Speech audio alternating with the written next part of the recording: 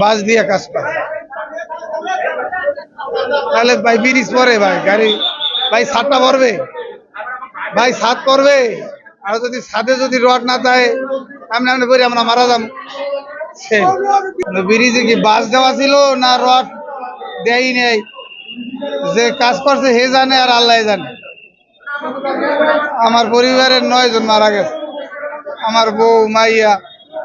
আমার কাছের অনেক কাছের আত্মীয় আরো 7 জন মারা গেছে ওই অটোর ভিতরে তখন ওই ব্রিজটা আস্তে আস্তে আস্তে আস্তে ওটা ভেঙে পড়ছে ভেঙে পড়ে তার অনেক নিচে চলে গেছে বাসার ভিতরে এখন মনে করেন আমার মেয়ে আমি পাইছি আর 3 দিন খোঁজ আমি এখনো পাইনি 5 জন লোক ছিল অটোর ভিতরে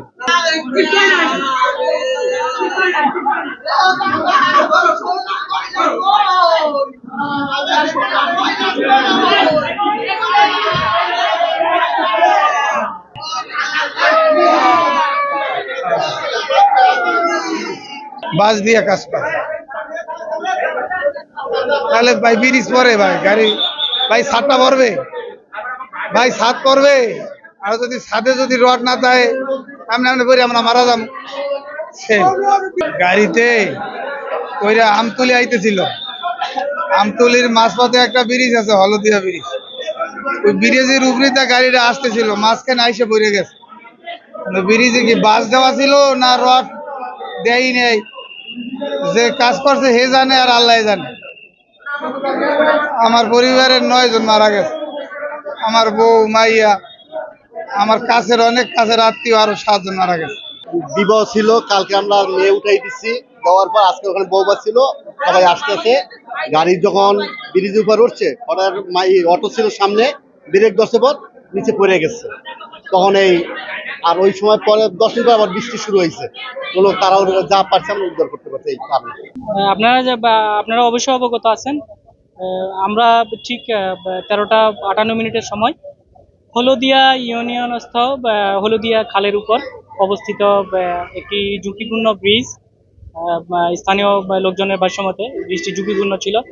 এই ব্রিজটির উপরে বরযাত্রীবাহী একটি মাইক্রোবাস হাইস গাড়ি